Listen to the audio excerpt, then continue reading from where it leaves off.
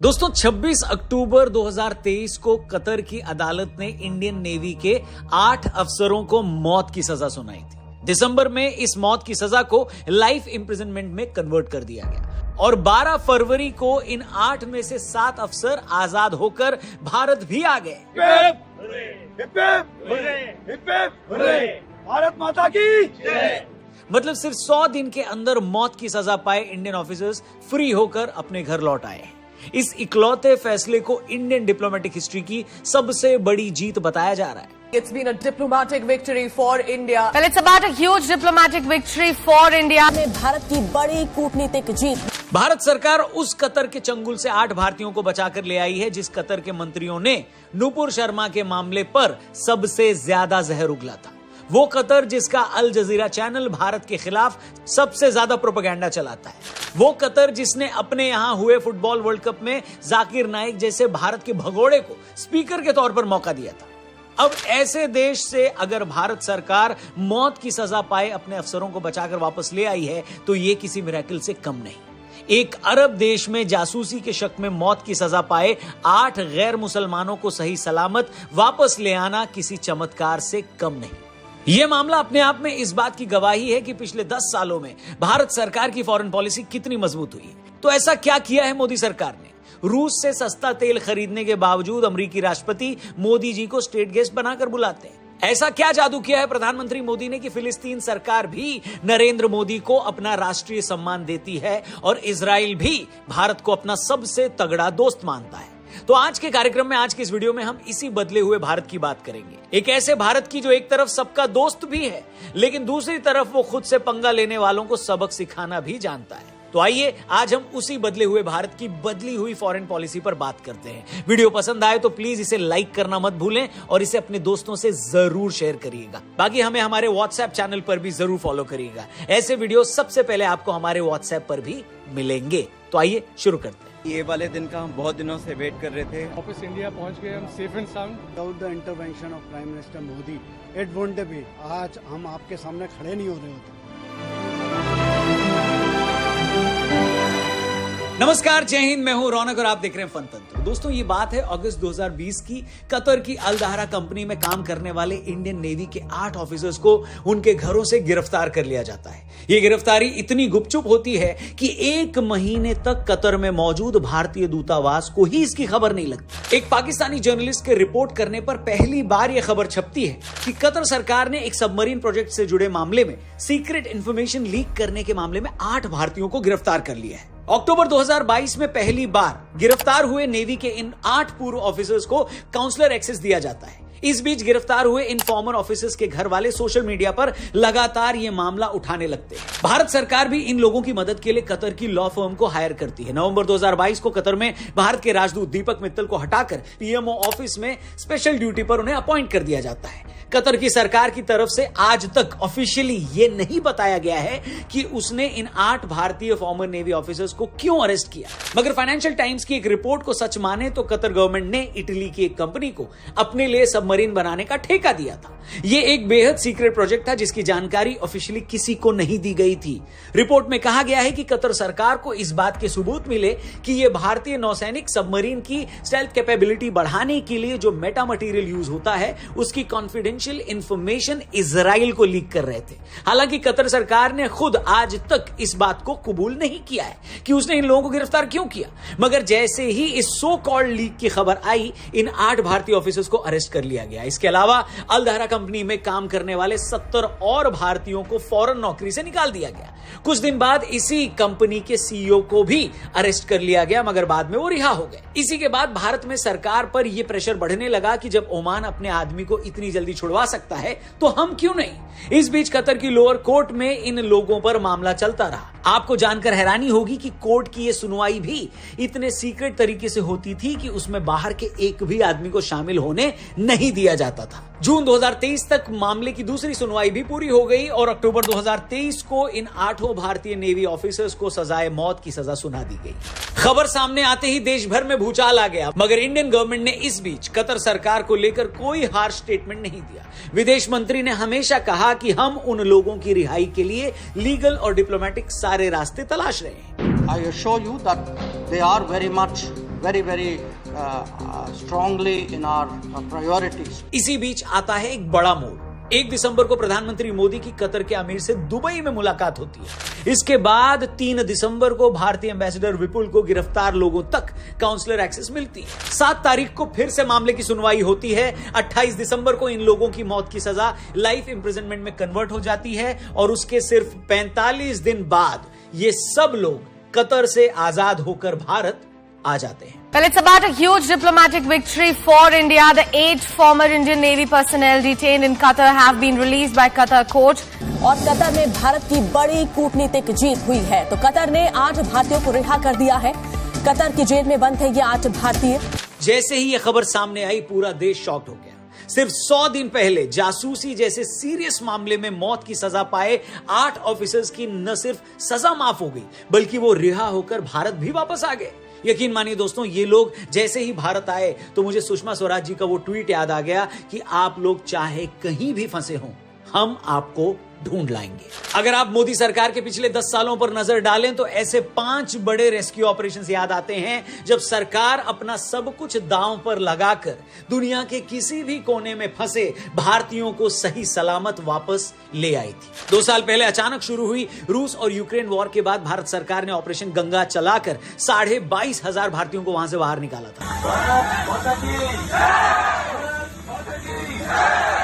इसी तरह 2023 में सूडान से ऑपरेशन कावेरी चलाकर सरकार ने 3800 लोगों को सही सलामत भारत वापस ले आई।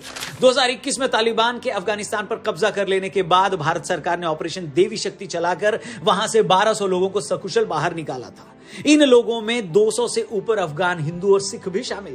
थोड़ा पीछे जाएं तो 2015 में जब यमन में सरकार और हुती विद्रोहियों के बीच जंग छिड़ी थी, तब भी मोदी सरकार ने ऑपरेशन राहत चलाकर यमन से लगभग 5600 लोगों को निकाला था। और फरवरी 2019 में विंग कमांडर अभिनंदन की पाकिस्तान से भारत वापसी को कौन भूल सकता है। जब भारत सरकार के खौफ से पाकिस्तान ने विंग कमांडर अभिनंदन को बिना कुछ कहे सुरक्षित ही भारत वापस भेज दिया था। मुझे अच्छे से याद है उस वक्त पाकिस्तान के प्रधानमंत्री इमरान खान ने तब पाकिस्तानी संसद में कहा था कि जैसे ही उन्हें अभिनंदन के पाकिस्तान में आ जाने की खबर मिली तो वो घबरा गए थे। उन्हें इस बात का डर लगने लगा था कि पता नहीं अब मोदी सरकार उस पर कहर न बरपा दे। हाँ, मैंने कल शाम को कोशिश की नरेंद्र मोदी को कॉल करूं, क्योंकि हम ये क्लियर करना चाहते थे कि हम किसी किस्म की एस्केलेशन नहीं चाहते। हिंदुस्तान का पायलट हमने पकड़ा हुआ है। हम एज ए पीस जेस्टर हम उसको कल रिहा करने लगे हैं हिंदुस्तान को वापस। जी हां दोस्तों, यही होता है परसेप्शन। मोदी सरकार का खौफ था तो पाकिस्तान ने बिना मांगे डर के मारे अभिनंदन को हमें सौंप दिया।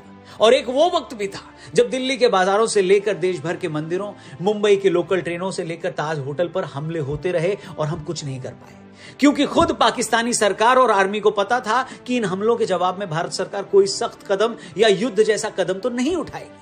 लेकिन उरी में सर्जिकल स्ट्राइक के बाद इस परसेप्शन को हमेशा हमेशा के लिए बदल कर रख दिया। गलवान में भी चीन ने भले ही हम पर घात लगाकर हमला किया, मगर जिस तरह बदले की कार्रवाई में भारतीय सैनिकों ने भी चीन के दर्जनों फौजी मार दिए, उससे उसे भी पता लग गया कि ये वो भारत नहीं है जो चुपचाप उसकी हर बदतमीजी बर्दाश्त कर लेगा। पिछले कुछ सालों के ढुलमुल रवैये के उलट मोदी सरकार पूरी दुनिया को यह बताने में कामयाब रही है कि हमें यह बताने की कोशिश मत करो कि हमारा फायदा किस में है। अगर हमें अपने लोगों की जरूरत के लिए रूस से सस्ता तेल लेना होगा तो हम लेंगे।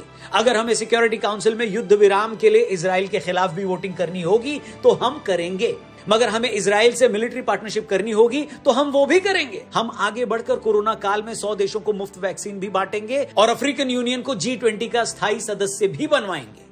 हम छोटे देशों को बड़ा भाई बनकर भी दिखाएंगे, मगर मालदीव जैसा कोई देश अगर गुंडा बनने की कोशिश करेगा तो उसे उसकी औकात भी बताएंगे। मोदी सरकार की इसी ना काहू से दोस्ती ना काहू से बैर वाली पॉलिसी का ही कमाल है कि पिछले 10 सालों में दुनिया भर के 13 देश प्रधानमंत्री मोदी को अपना सर्वोच्च नागरिक सम्मान दे चुके हैं। उसमें भी मजे की बात यह है कि विपक्षी भले ही पीएम मोदी को मुस्लिम विरोधी बताएं, मगर मोदी सरकार के टाइम में भारत सरकार के सबसे अच्छे रिश्ते अरब देशों से ही हुए।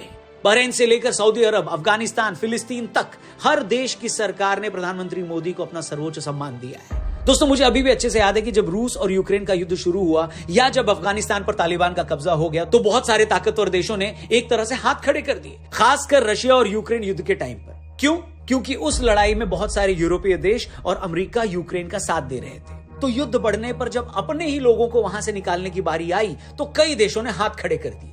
मगर चाहे अफगानिस्तान हो या यूक्रेन, इंडियन गवर्नमेंट ने अपने नागरिकों का कभी साथ नहीं छोड़ा। ऐसे मौकों पर स्पेशल ऑपरेशन चलाकर न सिर्फ हम अपने नागरिकों को बचाकर लाए, बल्कि इन मौकों पर हम दूसरे देशों के लोगों को भी वहां से सेफ निकाल कर लाए। और यही एक मजबूत गवर्नमेंट को करना भी चाहिए। मुझे नहीं पता आप में से कितने लोग इस बात को जानते होंगे, नहीं जानते तो जान लीजिए। हम सब 71 की जंग को तो जानते हैं। हम ये भी जानते हैं कि उस जंग के बाद पूर्वी पाकिस्तान बांग्लादेश बन गया। भारतीय फौज ने पाकिस्तान के 93,000 फौजियों को बंधक बना लिया था। मगर हमेशा देखना, एक स्ट्रांग इंसान हो या स्ट्रांग देश के साथ हमेशा सब लोग रिलेट करना चाहेंगे, साथ रहना चाहेंगे। और एक लाचार दिखेगा ना तो उसके साथ कोई रिलेट करना नहीं चाहेगा। नो डाउट उसकी मदद कर देंगे लोग सहानुभूति में, लेकिन जो एक स्टेटस होता है ना एक स्ट्रांग कंट्री, आज हर कोई यूएसए के साथ क्यों रिलेट करना चाहता है या गुड बुक्स में रहना चाहता है, या आज बहुत सारे देश इंडिया के गुड बुक्स में क्यों रहना चाहते हैं। ये वक्त बदलता है और यही चीज वो चीज बिल्कुल नहीं पता। 54 सोल्जर्स आज भी मिसिंग है। एक चीज है कि एक वो टाइम था, अगर वैसे ही रिलेट करो, वैसे तो कहते हैं कि मतलब एंटी मुस्लिम है जो बीजेपी है, ठीक है। और आज बताया ना कितने सारे जो अरब देश उनके साथ कितने अच्छे इसके ताल्लुकात है, रिलेशन। और एक वो टाइम था जब वो आते थे तो मंदिरों उनको ढक दिया जाता था पर्दा कि उन्हें बुरा लग जाएगा। और आज वो है वो वहां मंदिर के इनॉग्रेशन के लिए गवर्नमेंट एंटी मुस्लिम नहीं है, ये बता रहा हूँ। इंडिया में कुछ लोग हैं जिनकी मानसिकता पाकिस्तानी है और दूसरी पीछे खाली मुंह देखते रह जाते हैं। और दूसरी बात ये है कि भारत सवाए एक मार्केट की बात नहीं है, भारत ने अपना एक मकाम बनाया है दुनिया में। और वो मकाम क्या है, वो एक डिप्लोमेटिक इसको जीत कह रहे हैं, वो एक तजारती और सकाफती और किसी भी तरह से उनका हर जगह पे अब बात सुनी जाती है। और भारत के शहरी को कैद करना, कैद पे सजा सुनाना, सजा पे उस पे इम्प्लीमेंट करना कतर वालों के लिए खुद भी एक बहुत ही बड़ा मुश्किल फैसला था। अगर कोई और देश होता तो वो जरूर कर जाते। एक बात वैलिड है कि पाकिस्तानी जो यहां से जाते हैं मजदूरी करने, वो बहुत सारे लाखों की तादाद में जेलों में कैद है और उनका कोई पुरसाने हाल नहीं। उनके पीछे से भी कोई वहां पे नहीं जाता, क्योंकि ज्यादा जो तादाद है वो बहुत ही निचली सतह के लोग होते हैं और पीछे से लोग उनके लिए इतना पैसा खर्च करके जा नहीं पाते, तो वो वहीं पे जेलों पे रहते हैं और अपनी सजा पूरी करके जो।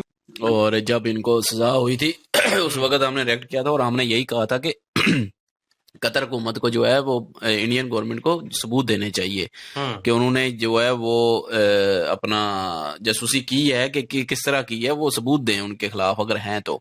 अगर नहीं है तो फिर उनको जो है वो छोड़ा जाए।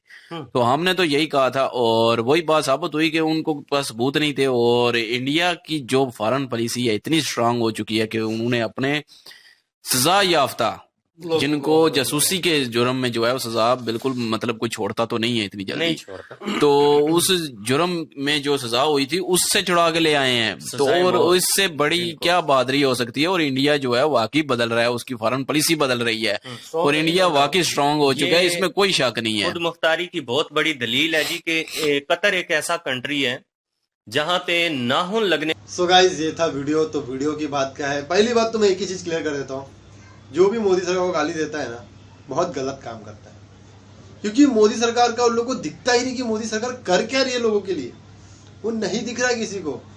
अपने कितने भारतीयों को उन्होंने रेस्क्यू किया है, अफगानिस्तान से किया है, यूक्रेन से किया है, प्लस पाकिस्तान से हमारे अभिनंदन सर को रेस्क्यू किया है, बदले में जवाब भी दिया है हमने।